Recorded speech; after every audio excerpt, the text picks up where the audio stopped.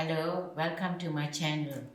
Today we are going to make some bhindi with chutney.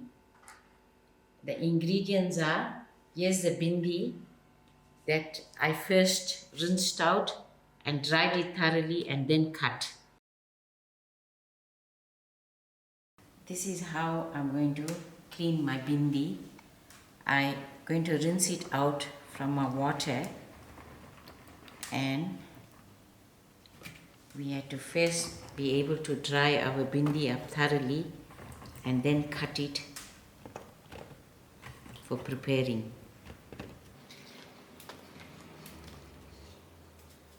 If you want, if you're in a hurry, you can pat out the bhindi dry.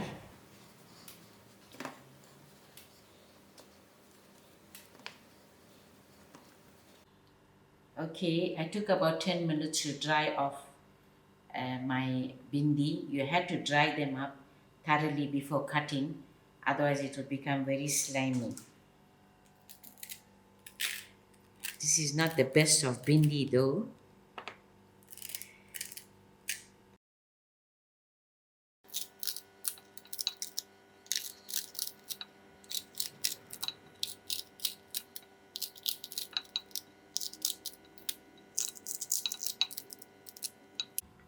You can actually cut this into big chunks, or you can cut it the way I'm cutting.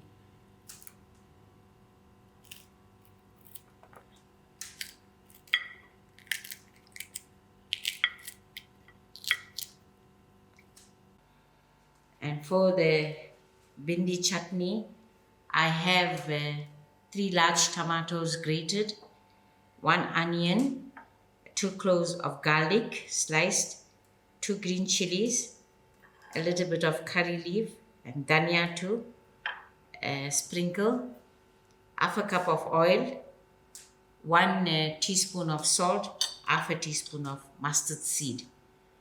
Firstly, I'm going to start by frying out the bhindi. Okay, I have about 2 centimeters of oil heated up just for frying out these bhindis. But for using for my chutney, I have another half a cup. That is just for the chutney.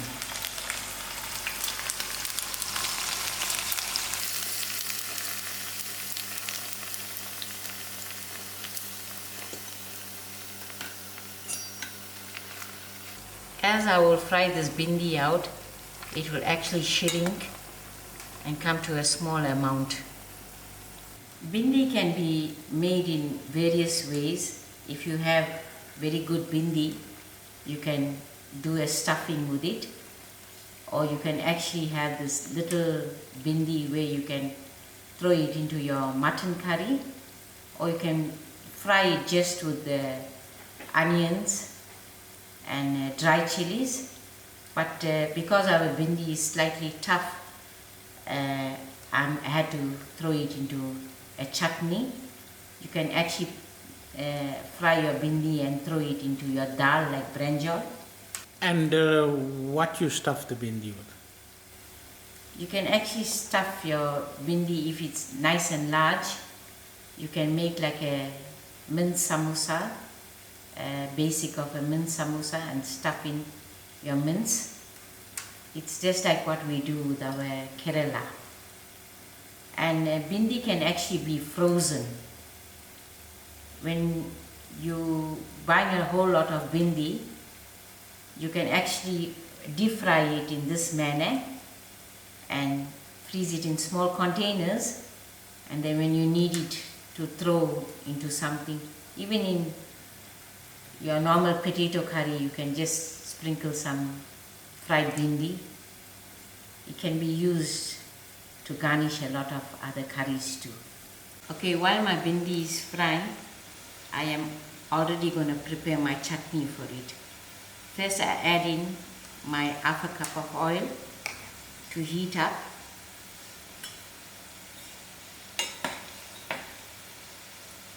Okay, my oil is hot. I'm going to add in my onions.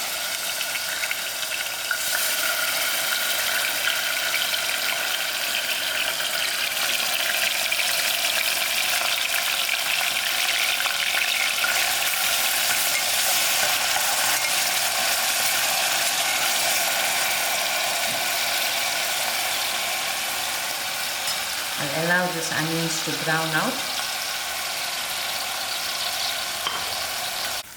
Okay, thereafter we'll add in our chilies with our garlic and our few curry leaf that I have here.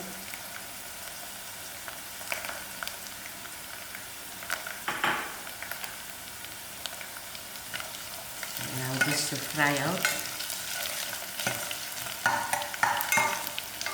And I actually didn't make mention about a teaspoon of mixed masala.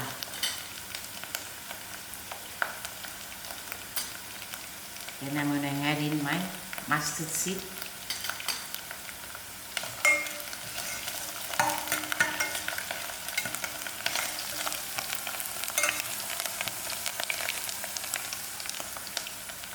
And then my masala to cook.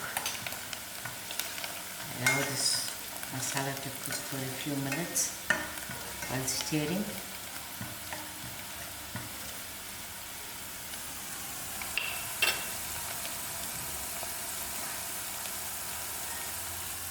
And thereafter I will put in my tomato.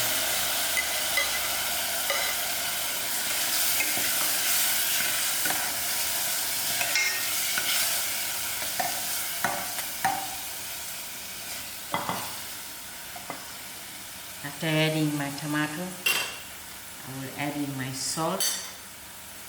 As usual, you could put salt to your taste.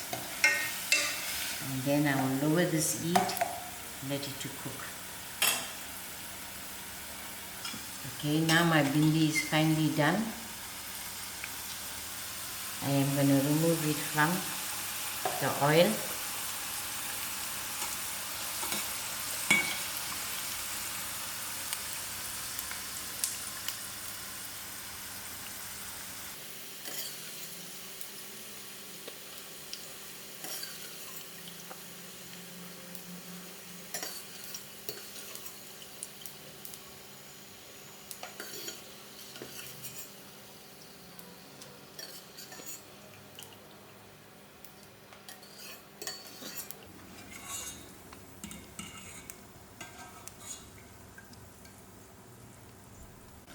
While my chutney is sort of halfway done, I'm going to actually add in my bhindi to cook with, because bhindi is quite stiff bhindi. It's not too soft. So while cooking with the chutney, you'll soften.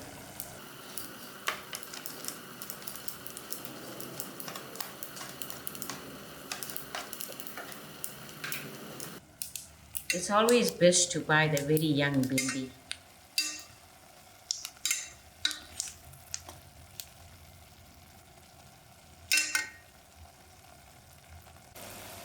Okay, my bhindi is finally done. I am just going to garnish it with some Dhania, and then I'm ready to serve it. There you go, a lovely bhindi chutney served with some hot roti, and it's looking very delicious. Thank you for watching.